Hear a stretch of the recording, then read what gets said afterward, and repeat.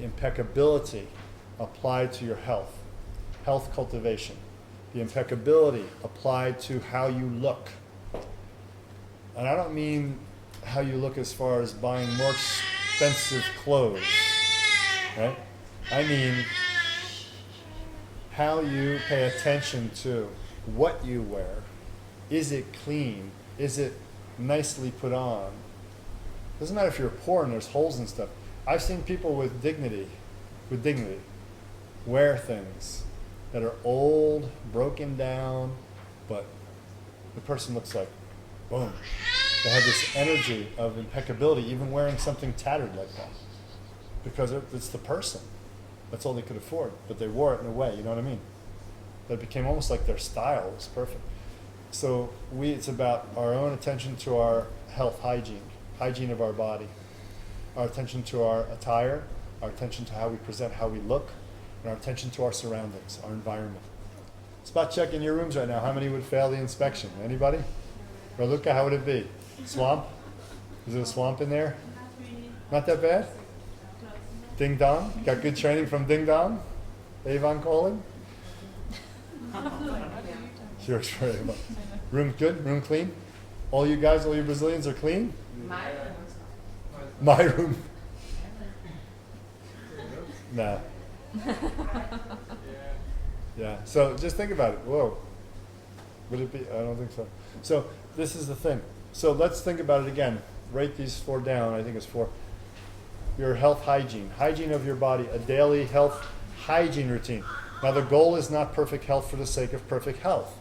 The goal is to actively engage with your health so that you are what? Showing up. You're arriving. So you're actually taking responsibility for your own being. Your own being right now is very much your body. I'm not saying that it's not essence. Essence is showing up as your body. If you understand that essence is showing up as your body, you're a yogin. Here's the distinction between those who follow the path of yoga in Shakti Shaiva Dharma and those who follow the path of puja and meditation. Not that yoga doesn't contain those. Yoga does. It is everything. But the ones who follow yoga are the ones who understand that essence expresses as the body. And they use the body in this way as an expression of essence. And they cultivate the body, its energies, the understanding of its seamless connection to everything, the understanding of the channels and chakras not contained within, but connecting to everything, to the outside channels and chakras, for this purpose. Okay? So here, I can train somebody in the Dharma path where it doesn't concern puja and philosophy only. I can do that. I mean, where it doesn't concern yoga body practices, where it's only puja and Dharma teachings, that's no problem. And meditation maybe. But we're mostly concerned with preserving the yogic tradition, which includes darshana philosophy, which includes puja, which includes all the esoteric methods, as well as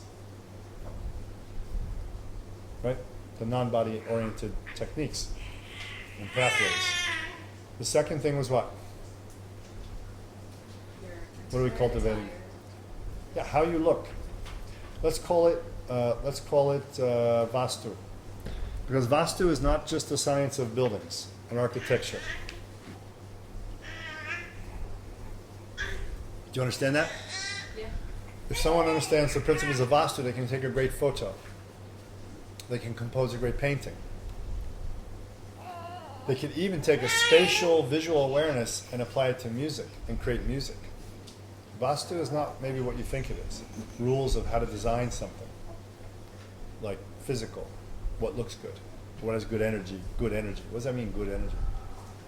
So if you're wearing the right clothes for you in the right way for you and the colors are, blah, blah, blah, blah.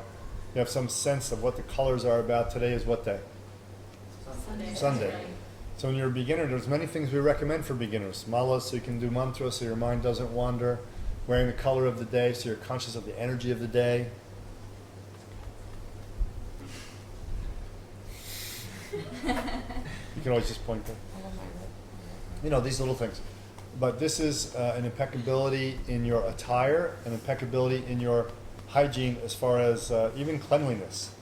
So cleanliness and attire, and not just what you wear, but how you would wear your hair. This is why you'll look around the room, and the people who are in the Acharya program, when their hair is long enough, they wear a top knot.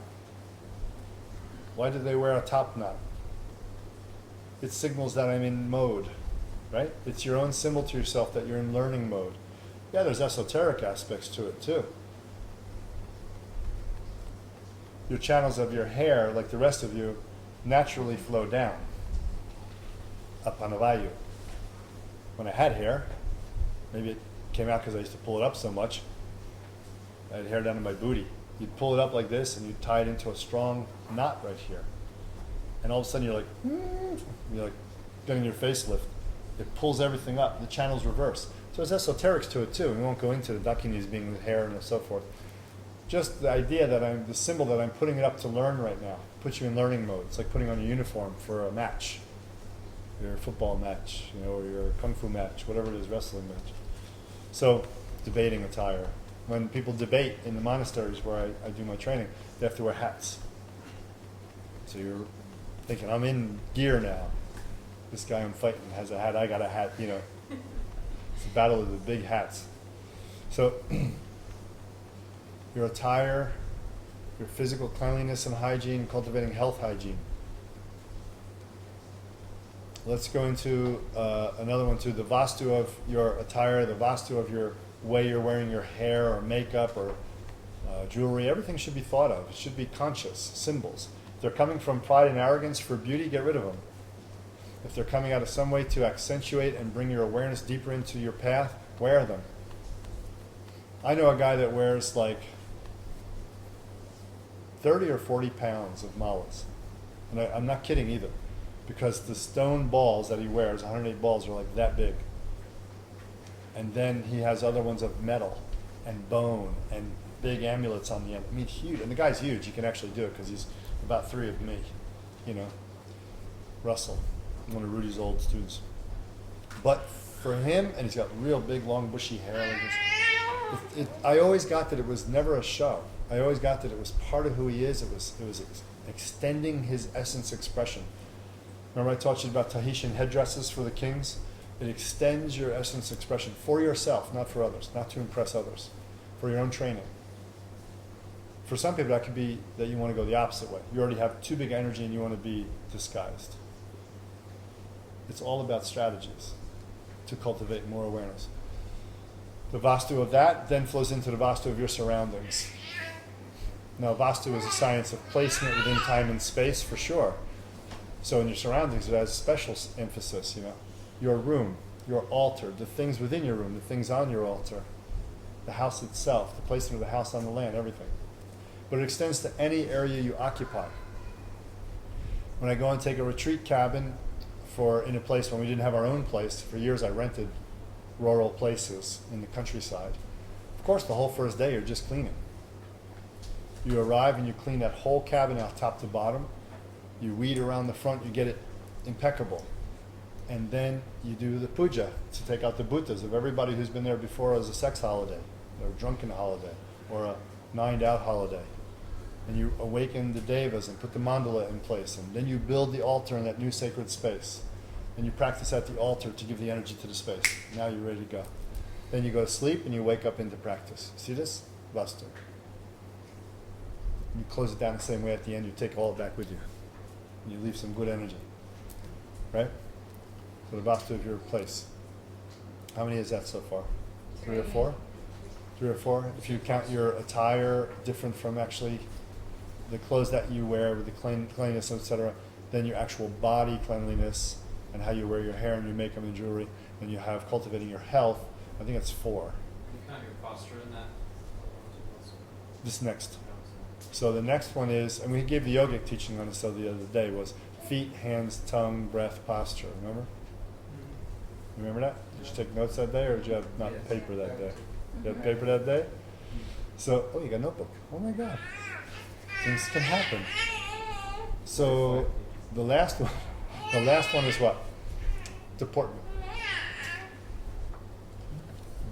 Deportment. Is there a Japanese word for that? How you carry yourself. How you carry yourself.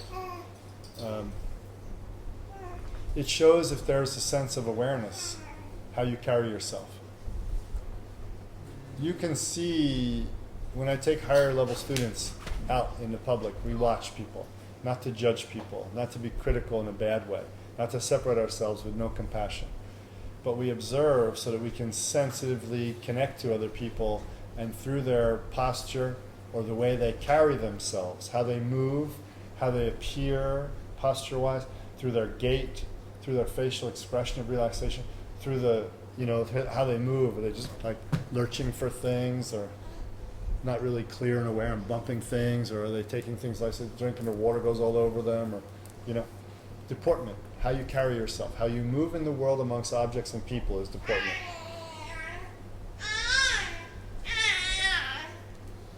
And if you have graceful deportment, it means you connect harmoniously and gracefully with the world and people. This is the key. Let it go, it's okay. To gracefully connect with, gracefully, harmoniously connect with the world, with people, with your environment, with your situation, with the objects in your room.